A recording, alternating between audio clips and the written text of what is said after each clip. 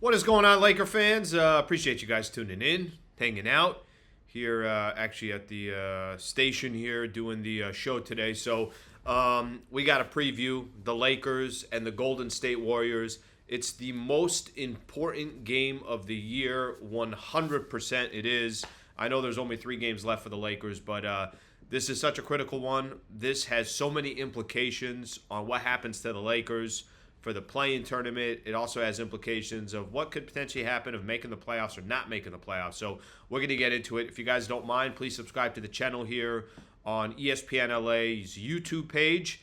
So appreciate you guys hanging out. Okay, so Lakers and the Golden State Warriors. Let's just kind of jump right into it. So Lakers, 1.5 game lead on the Golden State Warriors. We know what's going on in the standings as well.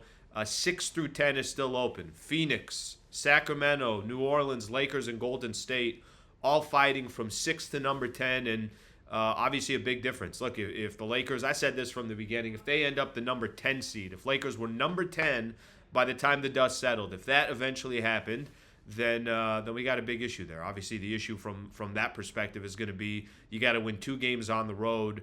And I think tonight's game is actually going to have a lot to do with what eventually happens if the Lakers, how the Lakers could avoid that, or maybe even how the Lakers could just get altogether out of the play-in tournament. That's still not completely out of the question right now. So I still think that's obviously a possibility as well. They're going to need some help doing it.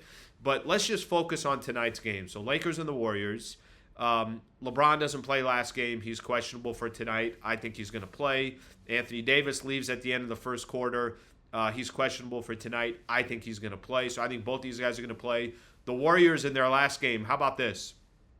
They played a home game. I believe it was against the Utah Jazz. And in that home game, they didn't play. Steph Curry didn't play. Andrew Wiggins didn't play. I know Draymond didn't play the whole game. He had left at some point.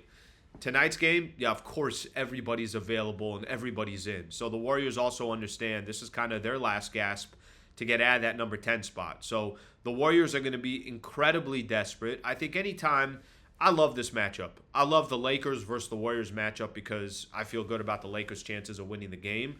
So I'm a fan of the matchup. I'm a fan that the Lakers definitely have the advantage in this game, but it doesn't really mean anything for one game.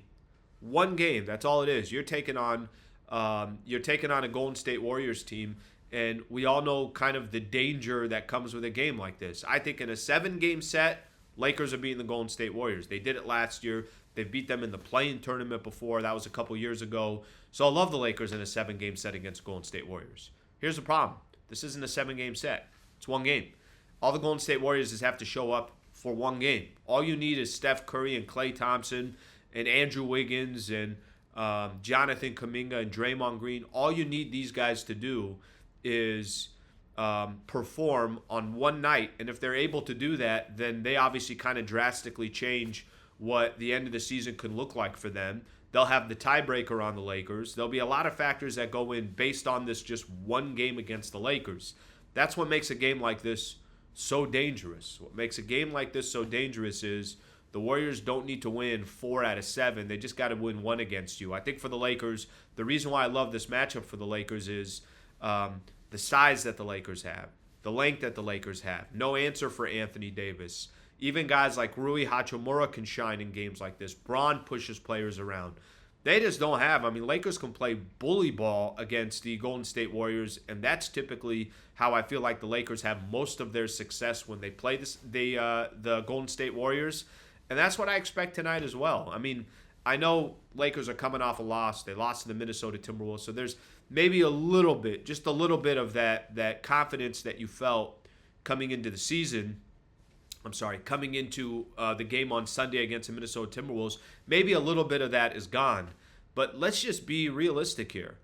Lakers have won 9 of their last 11 games. The last game they lost is because LeBron didn't play and Anthony Davis got hurt. They didn't lose for any other reason. There's no other reason why the Lakers lost that game. They lost because their 2 best players weren't there for them. Lakers are playing as good as basketball as anybody in the league. Period. No questions asked. As good as any team in the league. And I expect the Lakers to treat this game, to be desperate, to get back to the team that they, obviously that they are. I expect D'Lo to have a good game. I expect Austin Reeves to find ways to contribute. I expect Spencer Dinwiddie and Taurean Prince and Jackson Hayes, anybody else coming off the bench, to be ready to go. It's the most important game of the year.